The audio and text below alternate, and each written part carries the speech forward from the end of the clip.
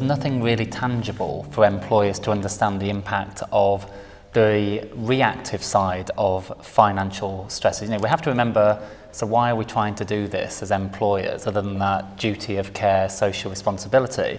But there's that angle, as with physical well-being and mental well-being, because if not, people are off ill through it, and we lose productivity, we lose morale, we lose motivation. And I think part of the difficulty with where we're at with, the financial well-being and education picture is it's very hard to have some tangible statistics for, well, how many days have we lost through people being off work because what is actually called stress is being caused by the fact that they can't make their mortgage payments, or a partner's been made redundant and is causing huge financial pressures.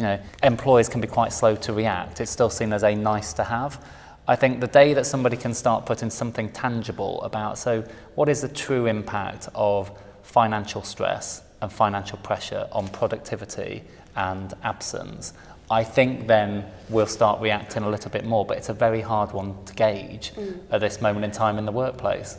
One of the variables that I've seen emerging, and of course it does depend on the company, but organisations that have ageing workforces are getting more engaged in the whole financial education piece, because they're doing it for very commercial reasons, which are that they've got an ageing workforce, they want people to be able to afford to retire, and so actually it's in their interest to get people on a glide path, effectively to ensure that they are on track for that retirement, because they don't think it's in their commercial interests necessarily to have that ageing workforce.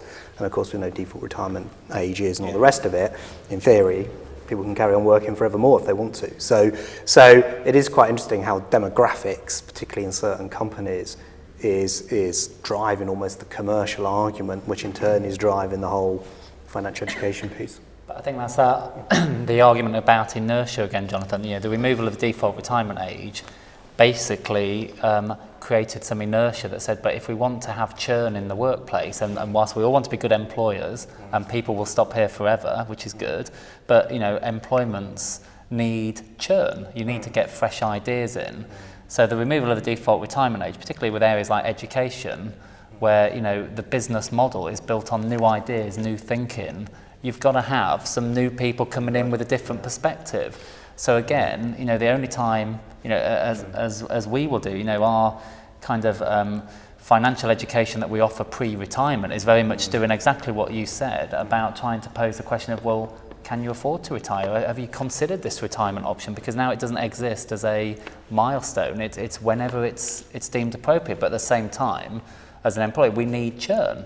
We've got to have some new thoughts and ideas coming in. If people are uncomfortable talking about their finances, they're even more uncomfortable talking about the sort of psychological well-being associated with the fact they're in debt or they've got family problems.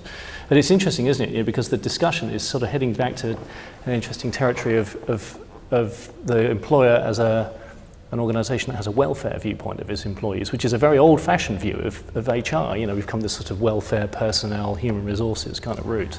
And here we are looping back, discovering that we actually need to rediscover a bit of a welfare role and engage with our employees on a much more personal level on a wide range of issues, including their psychological well-being connected to their finances as well as other things. This whole education thing as well, isn't there, about, it's the whole longevity argument, how long people are going to live. So since the late 40s, since 1950, on average, people will now live twice as long in retirement as they did, let's call it 60 years ago. So 60 years ago, it's not that long really, is it, in the scale of things? And yet people are living twice as long in retirement.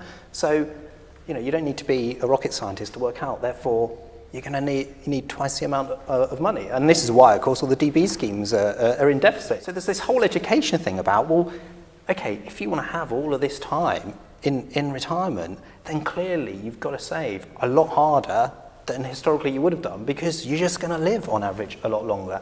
So you've either got to do that, or you've got to accept that you can have almost subsistence living in retirement, or the other alternative is it's unrealistic because people are living so long to expect that you're going to retire in your 60s. And I think there needs to be an honest debate around that as well, because I'm not sure that the answer can always be, well, you just pay more money in, because it just goes back to that affordability debate again. Yeah.